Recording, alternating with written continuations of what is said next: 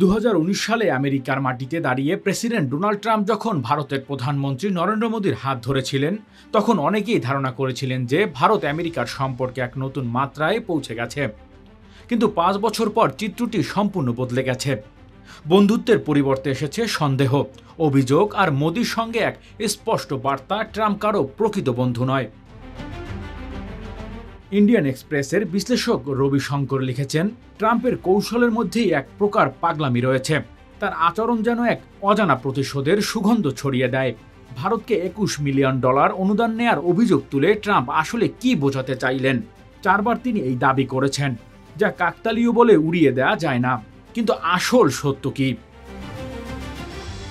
রবিশঙ্কর তার নিবন্ধনে উল্লেখ করেছেন, ভারতীয় সরকারের জন্য USAIDর অর্থায়ন $204 বিলিয়ন থেকে কমে 15 মিলিয়ন নেমে এসেছে। তাহলে $21 মিলিয়ন আসলো কোথা থেকে? যদিও এ অভিযোগ এখনও প্রমাণিত হয়নি, তবে মার্কিন রাজনীতিতে এটি যথেষ্ট আলোড়ন তুলেছে। ট্রাম্প যখন ভারতীয় নির্বাচনের বৈধতা নিয়ে প্রশ্ন তুলেছেন, তখনই আরও এক চাঞ্চল্য তথ্য সামনে আসে। তিনি দাবি করেছেন $29 মিলিয়ন গোপনভাবে বাংলাদেশকে প্রবাহিত হয়েছে।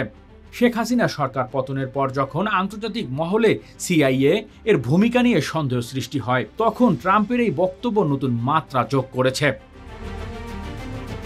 মোদির হয়তো এখনই বুঝে ফেলা উচিত যে আন্তর্জাতিক রাজনীতিতে স্থায়ী বন্ধু বলে কিছু নেই, আছে কেবল স্বার্থের অস্থায়ী মেলবন্ধন।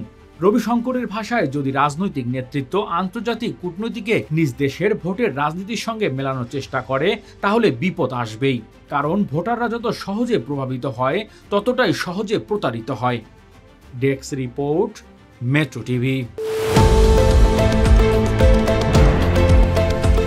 দেশের পাশে, বিশ্বের সাথে, মেট্রো টিভি।